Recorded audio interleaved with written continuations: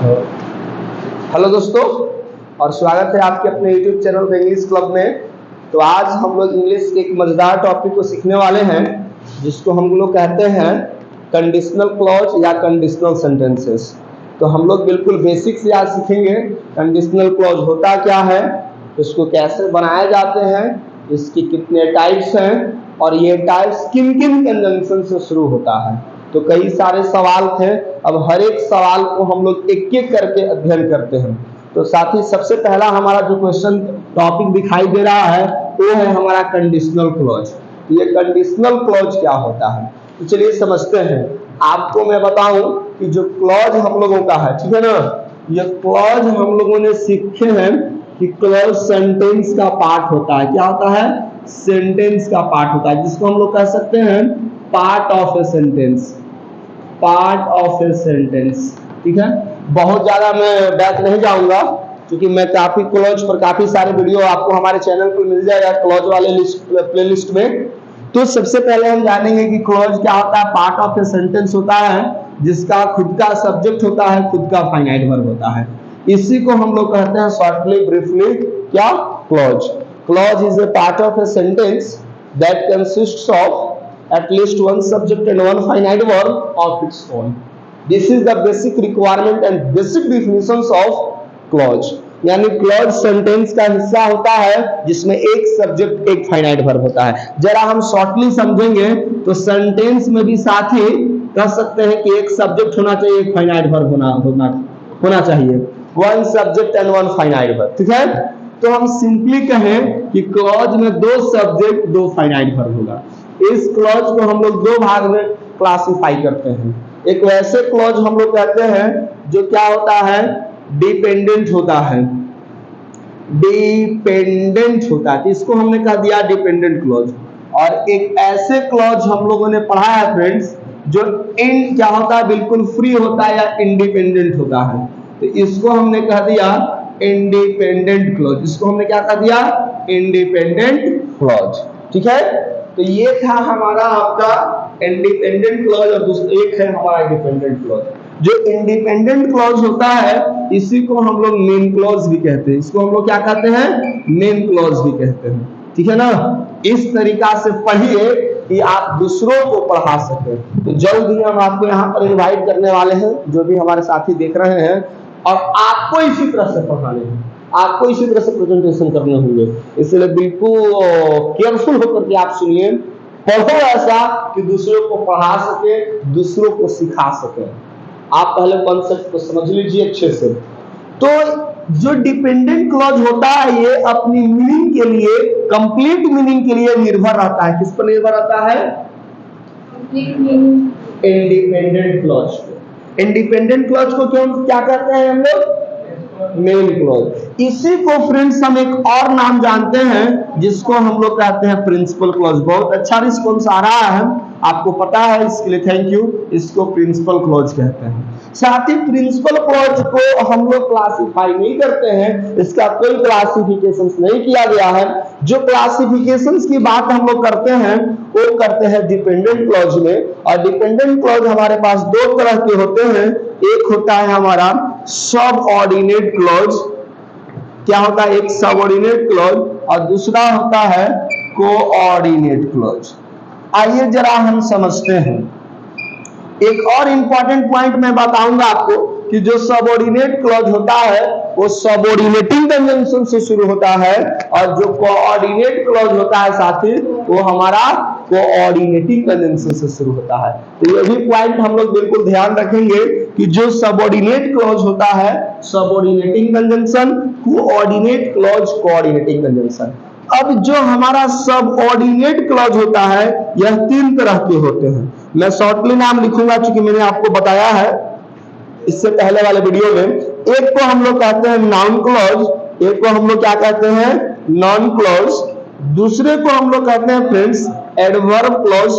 चलिए thank you, adverb clause.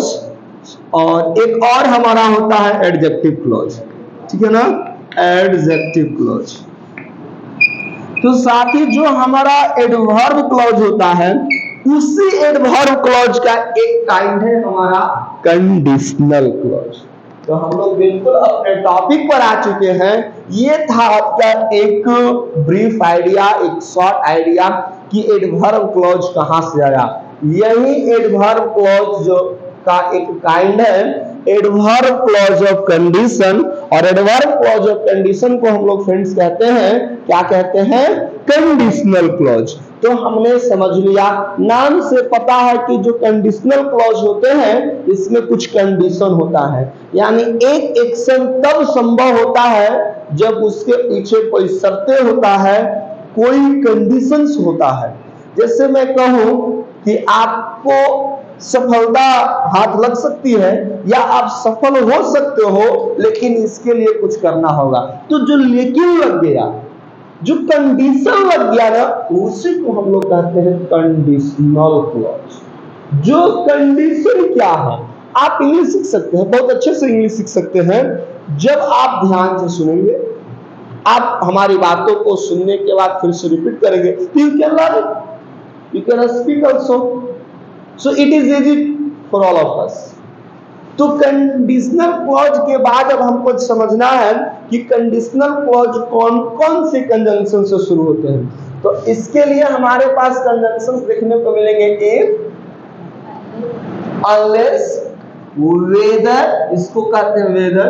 ये तीन हमारे मुख्य रूप से कंजंक्शन हैं, और बाकी जो हमारे पास कुछ नाम मैं बताने वाला हूं अभी, वो कंजंक्शन नहीं कनेक्टर्स होते हैं, और इनका नाम है हमारे पास उन कनेक्टर्स का। उन कनेक्टर्स में हम लोग जानते हैं शुड होता है, हैड होता है, वर होता है, ठीक है। ये हमारे जो है, ये सारे हमारे क्या है, कनेक्टर्स है। आइए अब हम लोग सबसे पहले समझेंगे इफ कंजंक्शंस को। ये इफ क्या होता है, ठीक है। तो इफ कंजंक्शंस के साथ, ठीक है, कंडीशनल क्लॉज जो है हम लोगों को ध्यान देना है, ख्याल रखेंगे। कंडीशनल क्लॉज और टाइम क्लॉज हम किसी भी सिचुएशन में फ्यूचर टेंस में इस्तेमाल नहीं करेंगे। पहला पॉइंट तो ऑब्जेक्टिव जो बनेगा हमको यहीं से ध्यान देना है कि जो टाइम क्लॉज और कंडीशनल क्लॉज होंगे वह किसी भी कंडीशन में we cannot mention in future tense, हम लोग इसको फ्यूचर टेंस में इस्तेमाल नहीं करते हैं। आइए साथी जरा हम समझें इफ के जो अब क्या होता है, जो कंडीशनल क्लॉज है हमारे पास, हम लोगों ने इसको 3 टाइप्स में क्या कर दिया, क्लासिफाई कर दिया। कंडीशनल टाइप 1, कंडीशनल टाइप 2 और कंडीशनल टाइप 3। क्या मैंने बताया आपको कि जो कंडीशनल क्लॉजेस होते हैं हमने इसको 3 पार्ट्स में क्लासिफाई कर दिया। तो सबसे पहला हम लोग को जो समझना होता है वो होता है कंडीशनल टाइप 1, ठीक है। इसको यदि हम पूरी नाम लिखे तो कंडीशनल टाइप 1। ये क्या है सर कंडीशनल टाइप 1? तो कंडीशनल टाइप 1 क्या कहता है हमारा कि जो कंडीशनल क्लॉज होगा, ठीक है ना, कंडीशनल क्लॉज, कंडीशनल क्लॉज, जो कंडीशनल क्लॉज होंगे हमारे वो हमेशा क्या होगा, जो कंडीशनल क्लॉज होंगे वो हमेशा आपका होगा कौन सा टेंस में, simple present tense.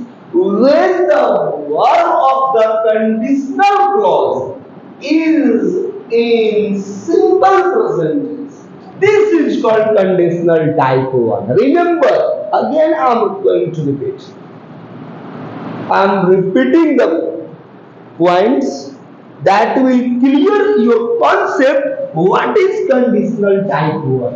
When the verb of the conditional clause is in simple present tense is called conditional type 1।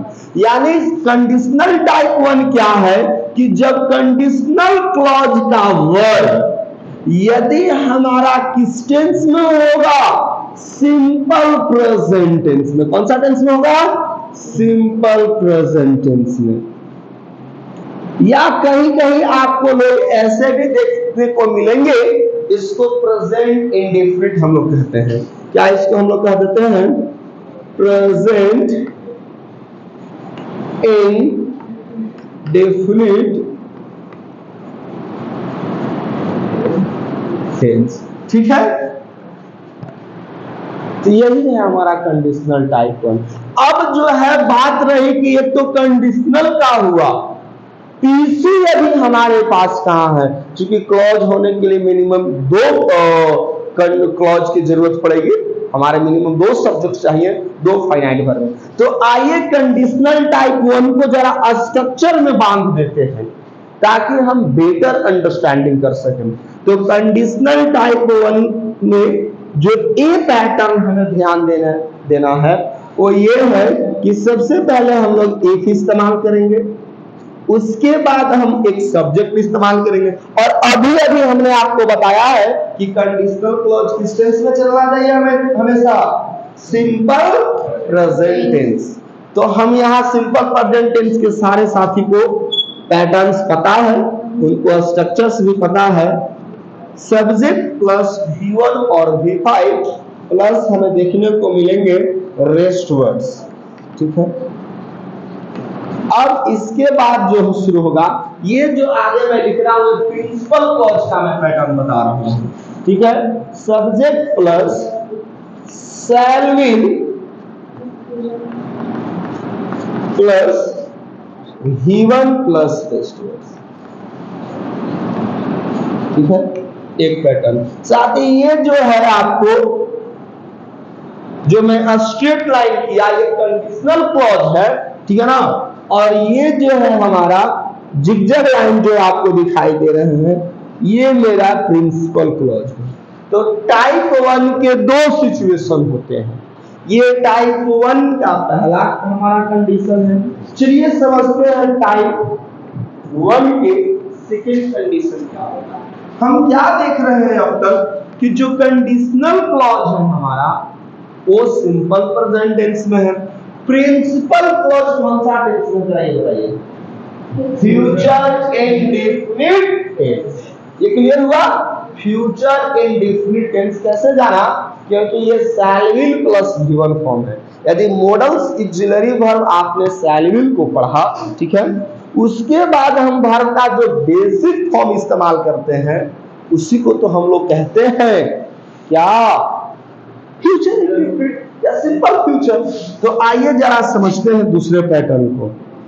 If plus subject plus ये हमारा V1, इधर से रहेगा V5। रेस्ट वर्ड हम लोग मेंशन कर सकते हैं, आप चाहे तो वो ऐड कर लीजिए, कोई दिक्कत नहीं है, ठीक है ना। आप यहाँ पर रेस्ट वर्ड लिखना है तो लिख लीजिए, नहीं चाहे लिखना है तो कोई बात नहीं है। रेस्ट वर्ड्स, ठीक है, कॉमा होगा। सब्जेक्ट जो हमारा सिंपल फ्यूचर अब तक हमने देखा, हम इसी को किसमें मेंशन कर सकते हैं? सिंपल प्रेजेंट में। यानी हम यहाँ भी V1 या V5 इस्तेमाल कर सकते हैं। Present plus rest words. यानी हमने क्या सीखा फ्रेंड्स कि जो कंडीशनल टाइप 1 होता है, कि conditional type 1 is a type of conditional clause in which verb of the conditional clause always remains in simple present tense, while the verb of the principal clause may contain or may consist of either in simple future or simple present। यही बातें ना मैंने mention किया कि जो conditional clause का type 1 होता है वो हमेशा और हमेशा सिंपल प्रेजेंट टेंस में होता है, जबकि हमारा प्रिंसिपल क्लॉज है ये 50-50 चांसेस रहेंगे, ये हमारा सिंपल प्रेजेंट भी हो सकता है और सिंपल फ्यूचर भी हो सकता है। तो साथ ही इसी को हम लोग कहते हैं कंडीशनल टाइप 1। आइए जरा एग्जांपल्स की बात करते हैं, लेकिन इससे पहले आप जल्दी से नोट कर लीजिए।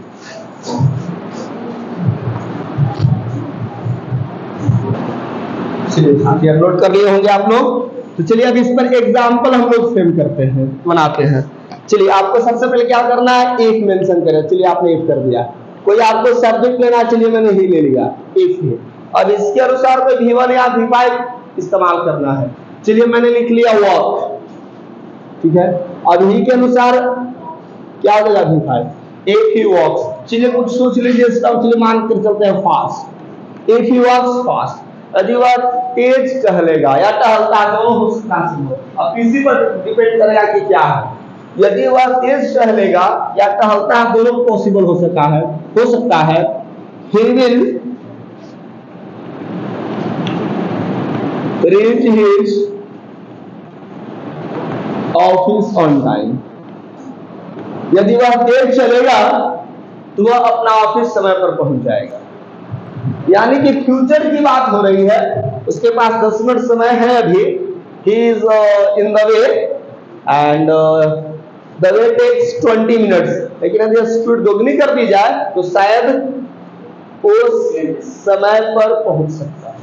नहीं, ठीक है। he will reach his office। चलिए रीच यहां पर मिसिंग था, थैंक यू, रीच में लिखना भूल गया था। तो ये जो है हमारा he will reach his office on time, ठीक है ना। चलिए मुझे अच्छे से आपको कर देता हूं, his office, ठीक है, ऑन टाइम। तो ये है हमारा आपका क्या, प्रिंसिपल क्लॉज। और ही वर्क्स फास्ट, ये है हमारा क्या, एससी।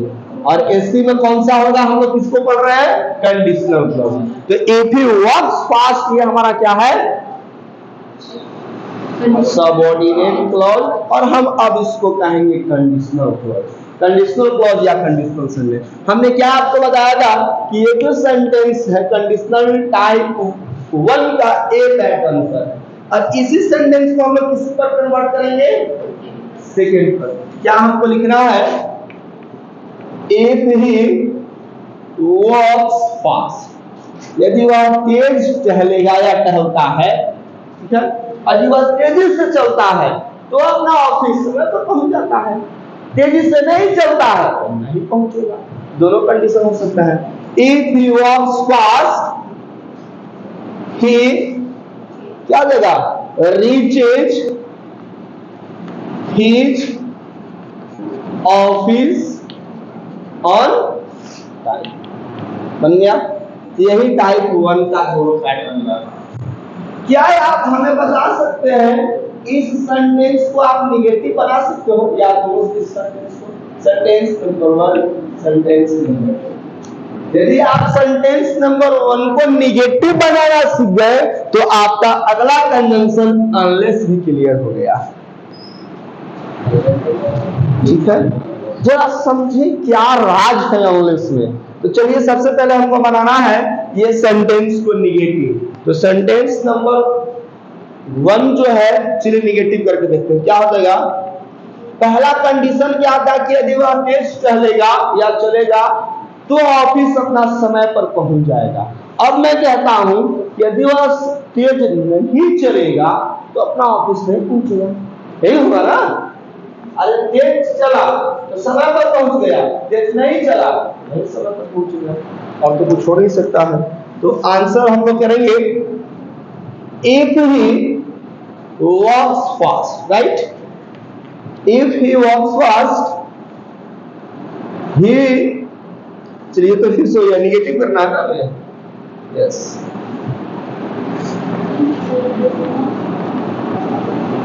चलिए सेंटेंस नंबर V5 को कैसे निगेटिव करते हैं, कौन सा ऑक्सिलरी वर्ब है वहां, does. If he does not walk fast, यदि वह तेज नहीं चलेगा या नहीं चलता है तो what will be the result here, he will reach his office. Reach होगा या यहां पर नॉट लगाएंगे, नॉट लगाएंगे, गुड रिप्लाई। क्योंकि ऊपर वाला सेंटेंस है कि यदि वह तेज नहीं चलता है या चलेगा तो अपना ऑफिस समय पर पहुंच जाएगा। ऐसा होगा, कंट्रोवर्सी हो जाएगा ना। हम तेज नहीं चलेंगे तो कैसे समय पर पहुंचेंगे, इसका रिजल्ट होगा कि लेट पहुंचेंगे। इसका जब हमने कंडीशनल में नॉट लगा दिया तो हमको पीसी में भी नॉट लगाना होगा, ठीक है, नहीं तो हमें निगेटिव वर्ड देना होगा। आइए समझते हैं। ही will not reach his office on time. This is your concept. Friends, अब हमें बारी आ गया है unless को देखने की। If means यदि, unless का मतलब ये। जरा समझे इस if को, और यहां से हमने उठा लिया not को, और इस not के साथ air है done। तो if और not को यदि हम कहते हैं if प्लस not बराबर, मैथमेटिक्स क्लास चल रहे हैं हमारे पास, अब ये होता है unless। if प्लस not बराबर है unless। यहां से एक बात सामने उभर कर आती है, इस केस से एक पॉइंट हमको मिलेगा कि जो बराबर है इंप्लाइज जो है कहीं ना कहीं इक्वल का, ये बता रहा है हमें कि तुम अपने आप में एक वर्ड, एक टर्म अपने अंदर क्या किए हो, ऑब्जर्व किए हुए हो। और वो टर्म क्या है कि जो अनलेस कंजंक्शन होता है साथी, वह निगेटिव कंजंक्शन है। कौन सा कंजंक्शन है? निगेटिव। तभी तो हमने इसको क्या बताया आपको कि if plus not equivalent to equal to unless, it means that unless is a negative conjunction। ये जो है नेगेटिव कंजंक्शन है हमारा। कॉन्सेप्ट क्लियर हो गया? चलिए बढ़ेंगे आगे साथी। अब हमको if और इस नॉट के रिप्लेस करके हम कौन सा कंजंक्शन इस्तेमाल करने चल रहे हैं? unless को। और यहीं पर मैं लिख देता हूं shortly sentence number 3, sentence number 4, ठीक है। क्या हो जाएगा? अनलेस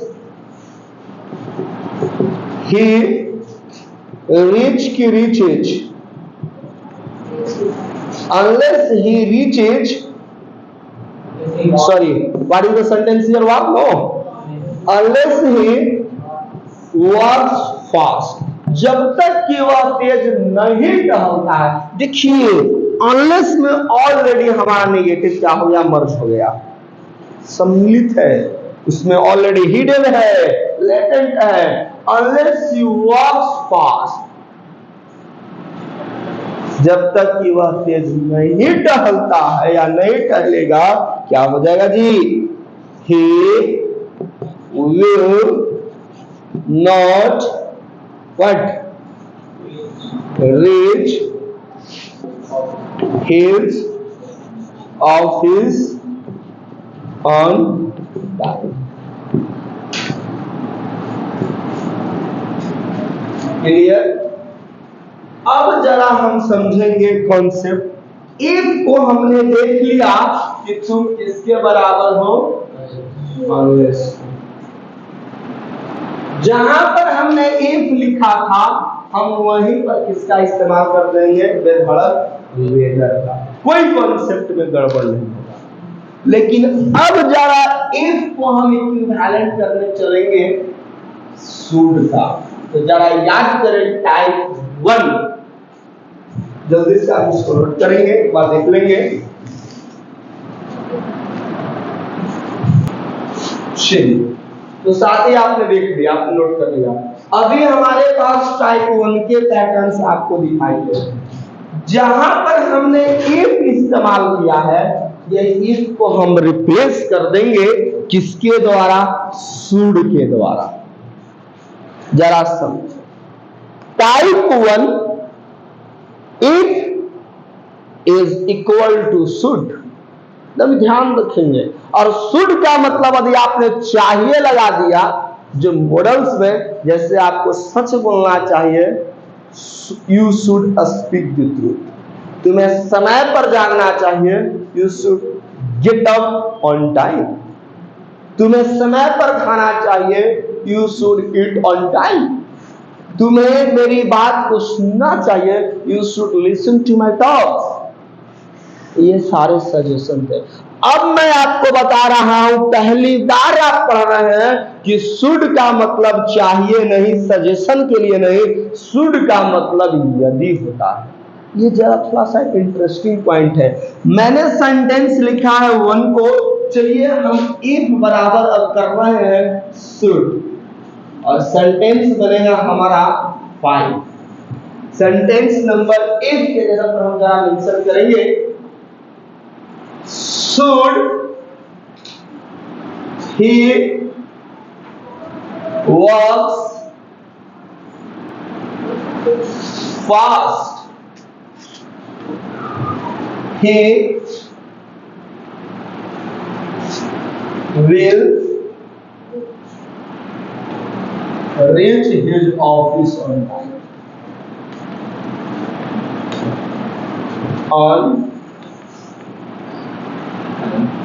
अब यदि हम लोग चाहते हैं कि उसे जल्दी टहलना, जब शुड मॉडल है तो पहले वाक्य नहीं, मीनिंग क्या है फ्रेंड्स हमारा, यदि वह तेज टहला होता, ठीक है, या टहलता, तो he will reach his office on time. अब यहाँ पर बहुत सारे लोगों के मन में ख्याल आएगा कि सर क्वेश्चन मार्क होना चाहिए क्योंकि सर शुड बिगिनिंग में है। तो ख्याल रखें कि ये शुड मेरा ऑक्सिलरी वर्ब नहीं है, जो आप ये समझ रहे हैं कि सब्जेक्ट के पहले ऑक्सिलरी वर्ब लिखा हुआ है, इसीलिए यहाँ पर हमारा क्या होना चाहिए क्वेश्चन। नहीं, ये शुड मेरा कनेक्टर्स का काम कर रहा है, और हमारा राइट आंसर जो होगा फुल स्टॉप सही होगा, क्वेश्चन मार्क मेरा गलत हो जाएगा। अब मैं आपको ऐसे सेंटेंस दे रहा हूं जहां पर आपको ये पता करना है कि शुड एज ए कंजंक्शन है या ऑक्सिलरी वर्ब है। तो आइए जरा समझें एग्जाम्पल के थ्रू। अब मैं सेंटेंस नंबर 1 की छुट्टी करूंगा, आइए आप ध्यान से देखिएगा कैसे ये वर्क हो रहा है, कंडीशन का सारा चीज मैं आपसे क्लियर कर दूंगा। आइए सेंटेंस नंबर इसको मेंशन करेंगे। यदि मैं सिंपल ऐसा कहूं, should he join this club if he wants to learn English। अब हमारे पास है क्वेश्चन मार्क और फुल स्टॉप। जरा आप बताइए कि should he join this club if he wants to learn English. बहुत minute and major differences are here, you can learn this should and this should. There is great difference between both should. The first should, as I told you few minutes ago, works as a connector and this is working as conjunction, right? But here should, this is not a conjunction, this is auxiliary verb। यहां था आपका कि यदि वह तेज टहलता तो वह अपना ऑफिस समय पर पहुंच जाता। Should he join this club, क्या उसको इस क्लब को ज्वाइन करना चाहिए? क्वेश्चन है भाई, क्यों करेगा, क्या कंडीशन है? तो कहता है कि if he wants to learn English, यदि उसे अंग्रेजी सीखना है या सीखना चाहता है तो क्या उसे इस क्लब को ज्वाइन करना पड़ेगा? तो जी हाँ, करना पड़ेगा, क्योंकि जब आप नहीं करेंगे तो कैसे सीखेंगे। तो ये जो हमारा शुड हो गया अब ऑक्सिलरी वर्ब हो गया, तो ये हमारा क्या हो गया है, अब क्वेश्चन मार्क सही होगा, फुल स्टॉप मेरा गलत हो जाएगा। तो आपने देखा कि शुड कब एज ए कंजंक्शन वर्क कर रहा है, शुड कब एज ए कनेक्टर काम कर रहा है, sorry model auxiliary verb. should as a conjunction I mean to say connector और should as a modal auxiliary verb। दो और मैं एग्जांपल लिखने जा रहा हूं ताकि और आप बेटर अंडरस्टैंडिंग कर सके। सेंटेंस नंबर ये अभी रहने दीजिए, इसको देखेंगे।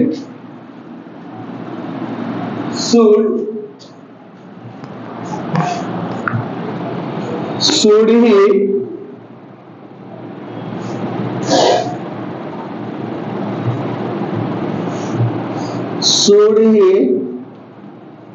finishes his task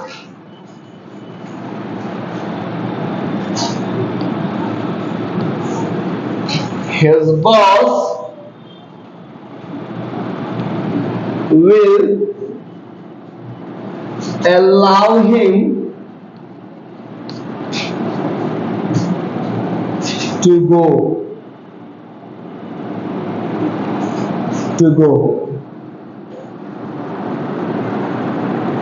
Another example is here. Should he finishes his task, his boss will allow him to go home. Another example I am going to mention. We have to tell me where should is used as an auxiliary verb and whether, देख रहा है मैं whether इस्तेमाल कर रहा हूँ, whether it is used as a connector or I mean to say conjunction. Let's see and enjoy.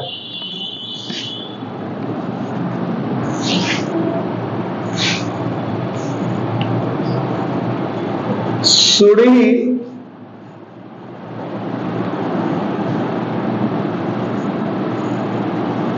work hard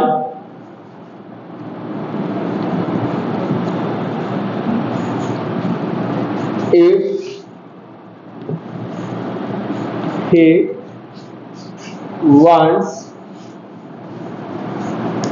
to make his wife the bed of roses। मैंने एक इडियम इस्तेमाल कर दिया ताकि आप इस वोकैबुलरी को भी देखें। आइए, दो एग्जांपल्स मैंने आपसे वादा किया था, आपके लिए मैं दो एग्जांपल्स लेकर आया हूं। एक हमने सीख लिया है, अनलेस को मैंने देख लिया, अब हमारी बारी चल रही है शुड की। तो शुड मैंने आपको बताया कि it is used in two forms, as a conjunction, as an auxiliary verb. तो आइए सेंटेंस नंबर जरा इस पर विचार करके देखते हैं। Should he finishes his task, conjunction connectors, I mean to say conjunction connectors, this is the similar form, conjunctions or auxiliary verb, conjunction, no doubt। if he finishes his task, यदि वह अपने टास्क को समाप्त कर लिया होता या समाप्त कर लेता है या समाप्त कर लेगा, ठीक है, तो his boss will allow him to go home। Boss said, sir, I have done all work. May I leave, sir? Sure, you can go. Totally. So here this should is used as a connector. Connector. Clear? Second question. Should he work hard? यदि वह कठिन परिश्रम करता या करेगा, यदि he wants to make his life the bed of roses, यदि वह कठिन परिश्रम करता, तो यदि वह चाहता कि अपने जिंदगी को भाई रोज की बेड बना ले, उल्टा सीधा यार। पहले मैं बता दूं कि बेड ऑफ रोजेस का मतलब होता है इजी कंफर्टेबल लाइफ, ठीक है, आसान जिंदगी, सरल जिंदगी। अब ये जो कंजंक्शन शुड है, ये क्या कंजंक्शन है या ऑक्सिलरी वर्ब? अब नो डाउट ये हमारा ऑक्सिलरी वर्ब है। ये कॉन्सेप्ट हमने देख लिया कि यदि वह कठिन पर should he work hard, question है क्या उसे कठिन परिश्रम करना पड़ेगा या करना चाहिए यदि वह अपनी जिंदगी को आराम चाहता है, अपने जिंदगी को कंफर्ट्स बनाना चाहता है, अपने जिंदगी को इजी बनाना चाहता है तो जी हाँ। और जब तक कि कठिन परिश्रम नहीं करेगा उसकी जिंदगी बेड ऑफ रोजेस नहीं बन सकती, आसान नहीं बन सकती, इजी लाइफ नहीं बन सकती। इजी लाइफ बनाने के लिए आपको अपने आप को बिजी करना पड़ेगा। इसीलिए हम लोग वो प्रोवर्ब सीखे हैं, a busy life is an easy life. जो बिजी रहता है ऑल द टाइम उसको किसी बात का टेंशन नहीं होता, फिक्र नहीं होता है, ठीक है ना। और यदि आप बिजी नहीं हैं, आप हमेशा इम्पटी रहते हैं तो फिर आपको दिमाग में कूड़ा कचरा भरना शुरू हो जाएगा। इसीलिए यहां पर भी एक मैं प्रोवर्ब कह देना चाहता हूं, an empty mind is the house of devils. Hindi में साथी कहते हैं खाली घर शैतान का। जिस घर में भाई रोशनी नहीं जलता है, शाम को दिया नहीं दिखाया जाता है, तो ऐसा माना जाता है वह घर भूत प्रेत का वो स्थान बन जाता है। उसी तरह से जब इंसान का मस्तिष्क किसी मैटर पर, किसी पॉइंट पर जब नहीं सोचता है तो वह शरारत चीजों का अड्डा बन जाता है, स्थान बन जाता है। आपके माइंड में भिन्न भिन्न तरह की बातें आना शुरू हो जाती है। क्लियर? चलिए, तो ये आपने समझ लिया कि ये शुड है। अब हमें समझना है कि शुड के बाद जो है अगला हैड की बात। तो साथी इफ हैड के इक्विवेलेंट कब होता है, इसको समझने से पहले हम डिस्कस करना चाहेंगे कंडीशनल टाइप 2 और कंडीशनल टाइप 3। तब आप सीख पाइएगा कि इफ हैड के इक्विवेलेंट कैसे है, इफ वेयर के इक्विवेलेंट कैसे है। आइए जरा इंजॉय करते हैं। आप लोग कर लिए होंगे, तब तक आगे बढ़ेंगे। तो साथी अब हम लोग बिल्कुल प्रवेश कर चुके हैं कंडीशनल टाइप 2 की ओर। क्या है कंडीशनल टाइप? अब तक हमने देखा कंडीशनल टाइप 1 को, अब मैं आपको बताने चल रहा हूं कंडीशनल टाइप 2। 1 के बाद हमारे पास जो है टाइप 2। तो कंडीशनल टाइप 1 में हमने देखा था जो कंडीशनल क्लॉज होता है वह हमेशा किस टेंस में था, सिंपल प्रेजेंट टेंस में। अब हमको क्या देखने को मिलेगा टाइप 2 में कि जो कंडीशनल क्लॉज होंगे, ठीक है, और दूसरी तरफ हमको दिखाई देगा प्रिंसिपल क्लॉज। तो जो कंडीशनल क्लॉज होगा फ्रेंड्स वो हम होगा हमारा सिंपल पास्ट टेंस में। कौन सा टेंस में होगा? Simple past tense. और पीसी भी हमारा क्या होगा? Simple past tense. तो इसी को हम लोग कहते हैं कंडीशनल टाइप 2 पैटर्न। क्या इसको हम डिफाइन करते हैं कंडीशनल टाइप 2 को? कंडीशनल टाइप 2 क्या है? तो if the verb of the conditional clause, if the verb of the conditional clause is in simple past tense, okay, it is considered conditional type 2। जब कंडीशनल क्लॉज का verb past tense में हो, ठीक है ना, it is simply considered conditional type 2। आइए जरा इस टाइप 2 को हम लोग ए बी में इजी वे में समझते हैं कैसे हमारा क्या होता है। सबसे पहले हमको कंडीशनल है तो सबसे पहले एक इस्तेमाल करना है। इसके बाद जो है हमारा सब्जेक्ट होगा। पास्ट टेंस सिंपल क्या होता है सबको पता है। जब हम सब्जेक्ट के बाद वर्ब का वी2 फॉर्म इस्तेमाल करते हैं तो हम इस्तेमाल करते हैं क्या, और जब वी2 फॉर्म इस्तेमाल करते हैं यही तो है सिंपल पास्ट, ठीक है, subject plus V2 plus post. जरा याद कीजिए कि हमारा टाइप 1 में क्या था, V1 V5 plus salary plus V1। यहां पर भी कुछ ऐसा ही होना होगा। लेकिन शैल विल के लिए, दोनों के लिए हम पास्ट में किसका इस्तेमाल करते हैं? वुड। ठीक है ना? तो if subject plus would plus V1 form, rest word रहेगा, कोई दिक्कत नहीं है आपको, आप रेस्टवर्ड को रहने दें। ऑलरेडी यहां पर दिख रहा है आपको, ठीक है ना? यहां पर आपको क्या दिख गया? जो आपका V1 V5 के साथ शैल विल था, तो V1 V5 टाइप 2 में V2 कन्वर्ट हो गया और शैल विल कन्वर्ट हो गया किसमें? वुड में। यहां जो V1 फॉर्म था हमारा, वो भी हमारा उसी फॉर्म में है, यानी हम लोगों का V1 फॉर्म में रहेगा। इसमें किसी तरह की कोई दिक्कत हम लोग को नहीं है। चलिए चौक लाइएगा।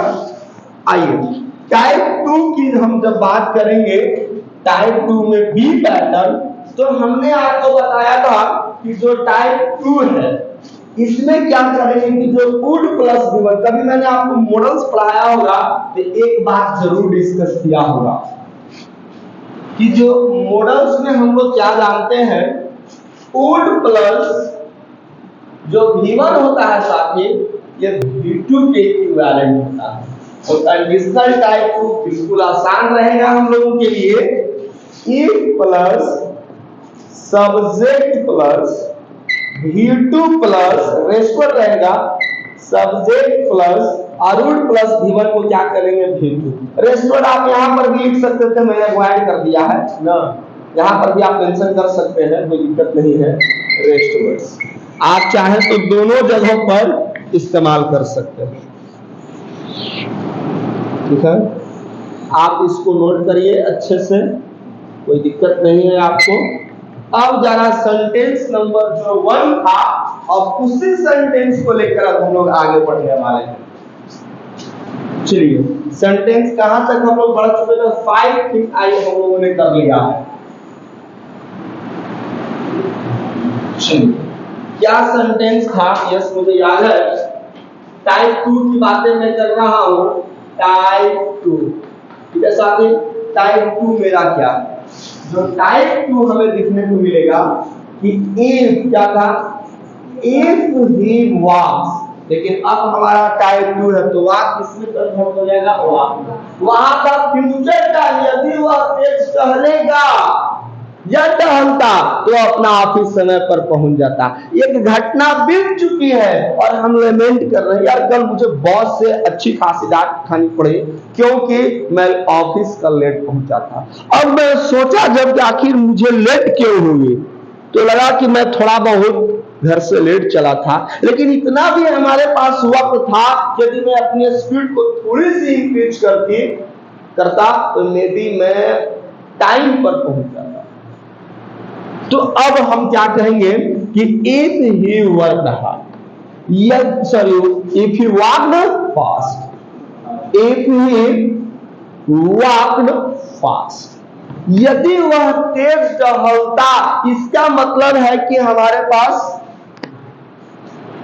ठीक है, इसका मतलब क्या है कि वह तेज नहीं टहला, घटना घट चुकी है। If he walked fast, he would reach his office on time,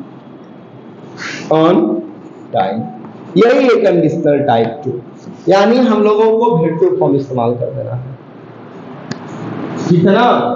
अगला जो हम लोगों को इसमें मेंशन करना है, ए में, बी हम लोगों को ध्यान देना है। क्या ध्यान देना है साथी?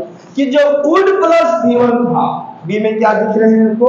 डायरेक्टली V2 इस्तेमाल करना है।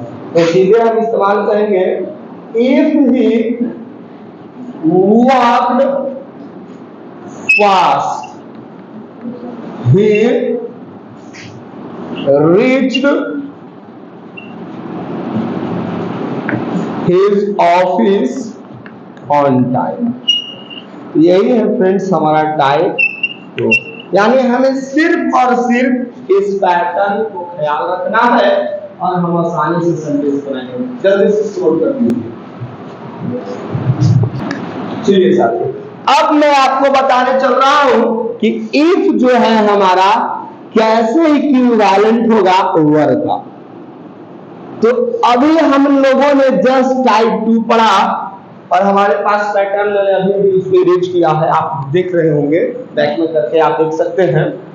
तो हमने क्या देखा था, if plus subject plus V2। जरा सोचे कि यदि यही पैटर्न ऑक्सिलरी वर्ब के साथ होता, टू बी वर्ब्स के साथ होता, तो आपने एक पढ़ा है सपोजिशनल सेंटेंस। कभी आपने ये सोचा होगा कि यदि मैं गुलाब होता तो तुम्हारे हाथों में होता। फिलहाल तो मैं गुलाब नहीं हूं कि लोग मुझे अपने हाथ में लोग मुझे प्यार करें, नहीं, फिलहाल यहाँ भी मैं संतुष्ट हूँ, अच्छे खासे लोग हैं प्यार करने वाले लोग, इतना है नहीं, इतना सारे आप लोग भी खुद ही बैठे हुए हो। तो अब जरा हम समझ करके देखें, चलिए इसी सेंटेंस से मैं शुरू करता हूं कि यदि मैं गुलाब होता, ऐसा शौक नहीं है कि मैं गुलाब रहता, या क्या गुलाब होता है, शादी वादी में लोग सजा करके फिर सुबह उसको कैसे धज्जी निकालते हैं आपको पता है, तो मुझे शौक नहीं हो। जब तक खिलता है तब तक उसकी खूबसूरती है, बाकी तो फिर पता चलता है गुलाब की पंखुड़ी को हम तोड़ तोड़ के तहस नहस कर देते हैं। नहीं, तो अभी हमें जिंदगी में हम लोगों को कुछ आगे करना है, but this is a sentence. तो आइए अब पूरी पॉइंट की बात करेंगे।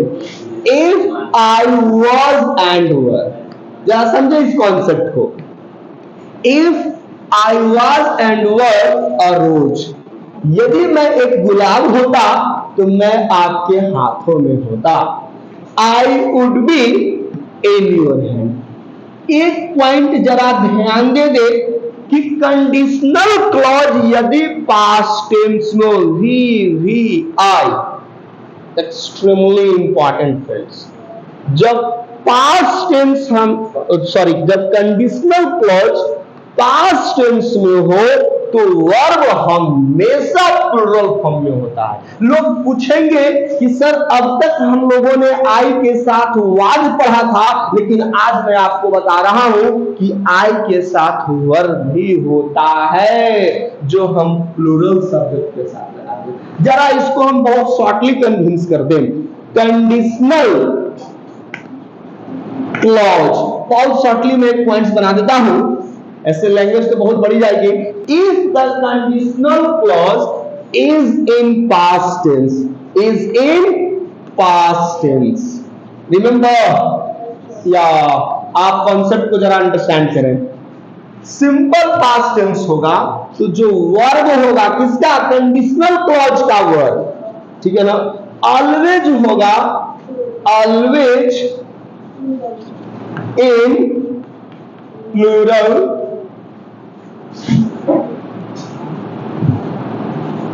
Plural forms. अब जो फॉर्म्स हम इस्तेमाल करते हैं वह किसके हिसाब से इस्तेमाल करते हैं, सब्जेक्ट के हिसाब से। तो यदि हमारा सब्जेक्ट सिंगुलर होगा या सब्जेक्ट हमारा प्लूरल होगा, दोनों ही कंडीशन में हम किसका इस्तेमाल करेंगे, वर्ब का।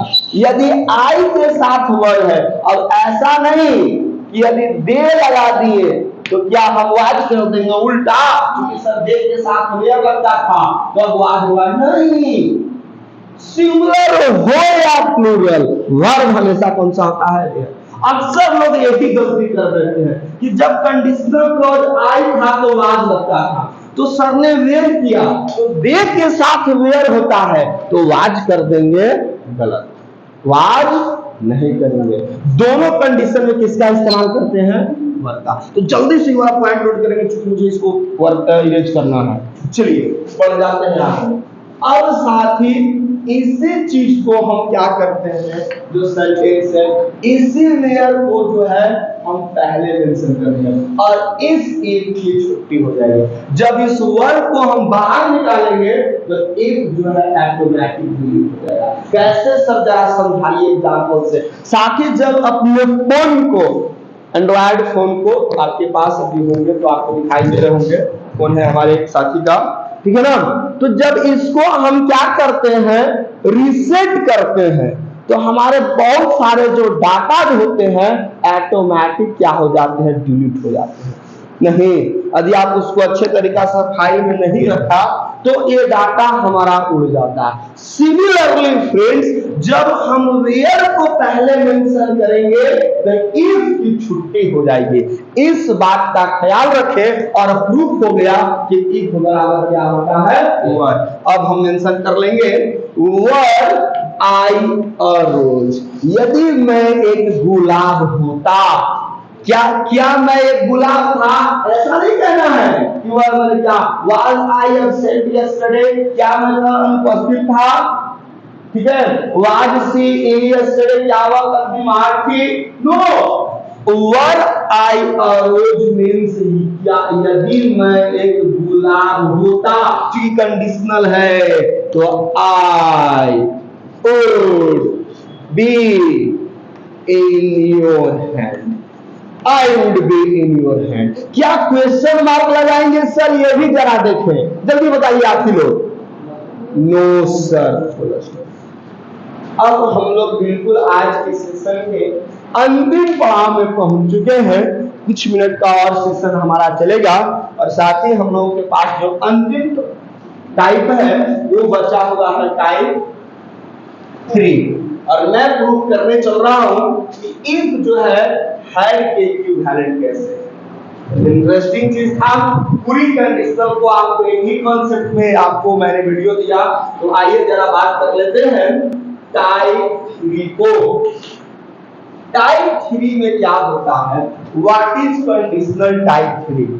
तो कंडीशनल टाइप 3 क्या कहता है कि जो कंडीशनल क्लॉज होंगे साथ में, कंडीशनल क्लॉज, ठीक है, और दूसरे तरफ से हमारा प्रिंसिपल क्लॉज। कंडीशनल क्लॉज यदि हमारा पास्ट परफेक्ट में, ठीक है, तो मानकर चलिए कि यही हमारा क्या है, conditional type. If the verb of the conditional clause is in the past perfect tense, this is called conditional type। Remember, conditional clause यदि हमारा पास्ट परफेक्ट में हो तो उस कंडीशनल क्लॉज का नाम क्या दिया गया है, कंडीशनल टाइप। और पीसी हमारा ये भी क्या हो जाएगा, परफेक्ट फॉर्म में, perfect forms.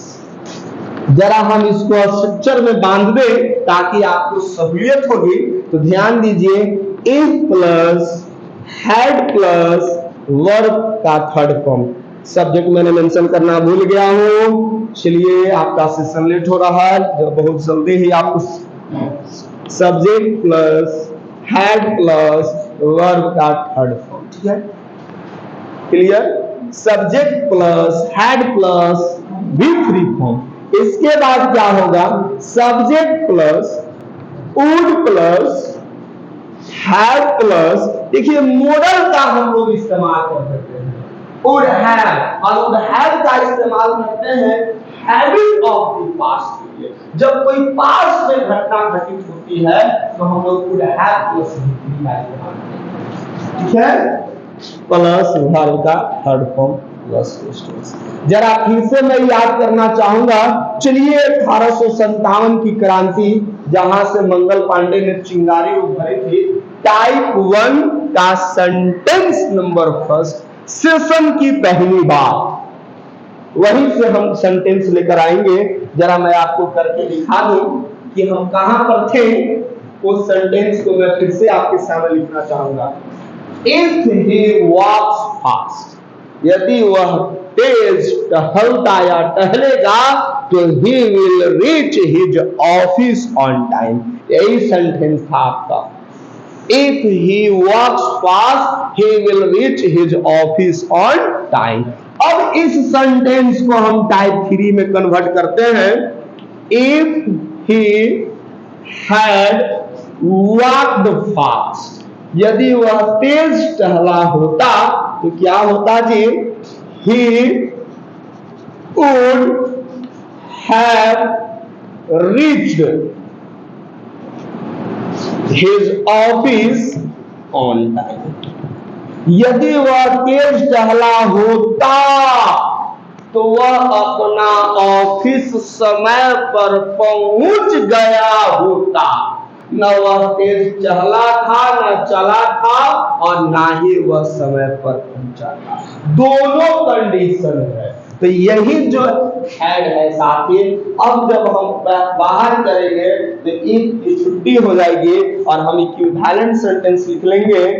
Had he walked fast. यदि वह तेज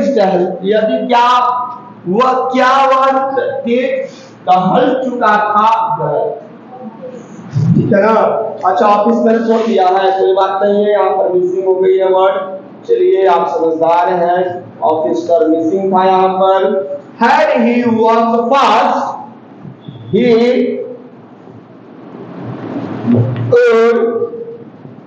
have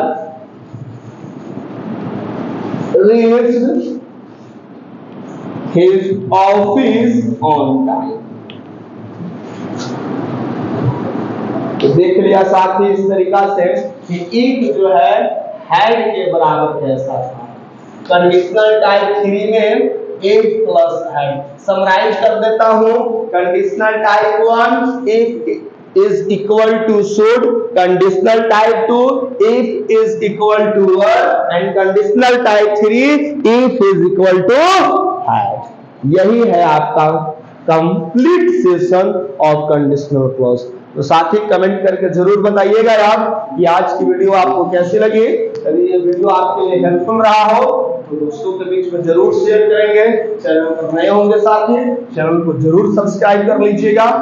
थैंक यू, मिलते हैं फिर नए वीडियो में कुछ मजेदार टॉपिक के साथ। तब तक के लिए जय हिंद।